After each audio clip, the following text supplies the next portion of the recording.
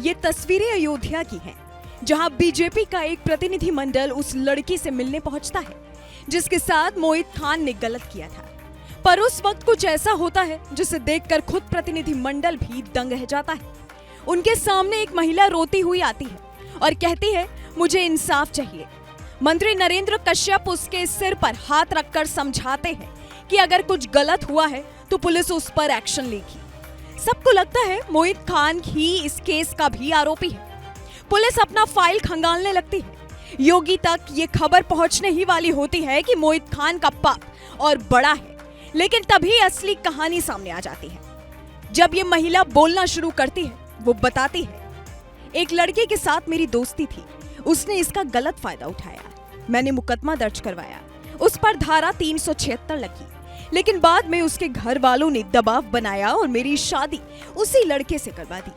लेकिन जब उसके साथ दिल्ली गई तो वहां उसके घर वाले यानी उसके ससुर ने भी मेरे साथ गलत किया। मैं थाने गई तो एक सिपाही बोला, 50,000 रुपए का इंतजाम करो तो सबके खिलाफ मुकदमा दर्ज करवा दूंगा। गोंडा जिले में भी कोई फरियाद नहीं सुन रहा है। मंत्री नरेंद्र कश्यप उसे मदद का भरोसा देते हैं, पर सवाल यह है कि क्या दिल्ली तक बाबा का बुलडोजर गरज पाएगा।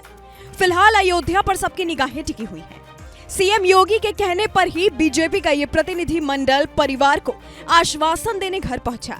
यूपी के पिछड़ा वर्ग कल्याण मंत्री नरेंद्र कश्यप, राज्यसभा सांसद बाबूराम निषाद और सदर विधायक वेद प्रकाश गुप्ता समेत बीजेपी के कई नेताओं ने परिवार से मुलाकात कर उन्हें एक चेक सौंपा और कहा कि आरोपी सपा नेता के तार चाहे कितने भी मजबूत हों, सरकार एक्शन लेने से पीछे नहीं हटेगी, कानून के मुताबिक एक्शन होगा। खबर है कि मुलाकात के दौरान लड़की की मां ने रोते हुए वो कहानी प्रतिनिधि मंडल को बताई, जो अब तक मीडिया के कैमरे पर भी सामने नहीं आ पाई थी।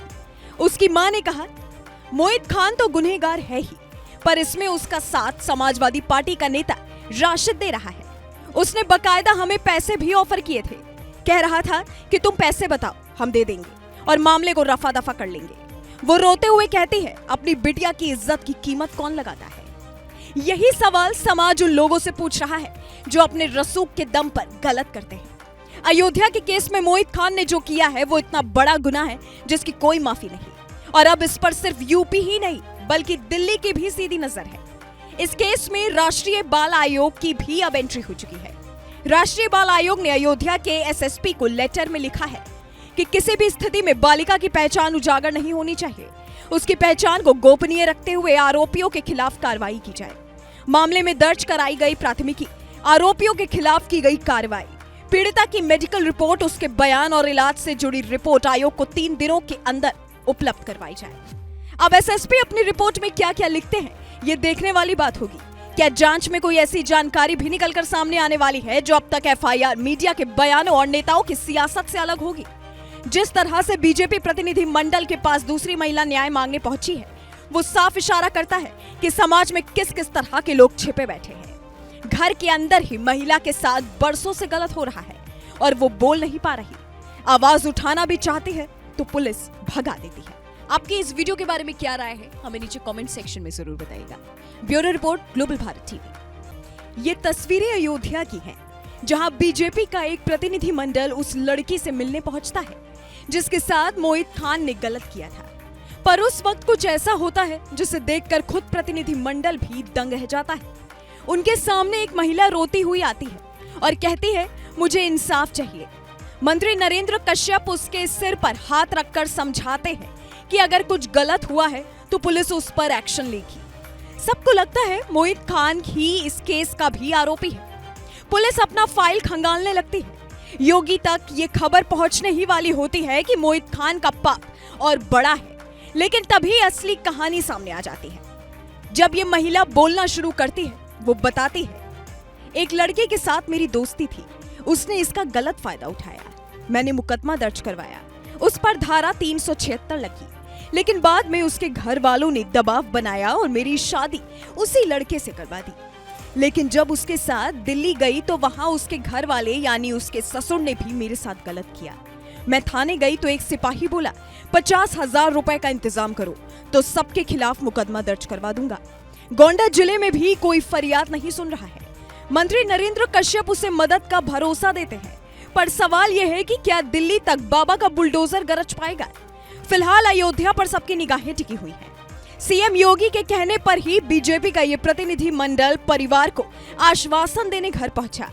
यूपी के पिछड़ा वर्ग कल्याण मंत्री नरेंद्र कश्यप, राज्यसभा सांसद बाबूराम निषाद और सदर विधायक वेद प्रकाश गुप्ता समेत बीजेपी के कई नेताओं ने परिवार से मुलाकात कर उन्हें एक चेक सौंपा और कहा कि आरोपी सपा नेता के तार चाहे कितने भी मजबूत हों, सरकार एक्शन लेने से पीछे नहीं हटेगी।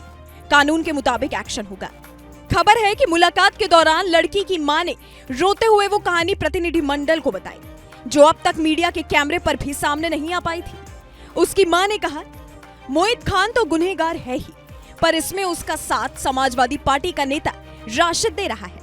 उसने बकायदा हमें पैसे भी ऑफर किए थे, कह रहा था कि तुम पैसे बताओ, हम दे देंगे और मामले को रफा दफा कर लेंगे। वो रोते हुए कहती है, अपनी बिटिया की इज्जत की कीमत कौन लगाता है? यही सवाल समाज उन लोगों से पूछ रहा है जो अपने रसूख के दम पर गलत करते हैं। अयोध्या के केस में मोहित खान ने जो किया है वो इतना बड़ा गुनाह है जिसकी कोई माफी नहीं, और अब इस पर सिर्फ यूपी ही नहीं बल्कि दिल्ली की भी सीधी नजर है। इस केस में राष्ट्रीय बाल आयोग की भी अब एंट्री हो चुकी है।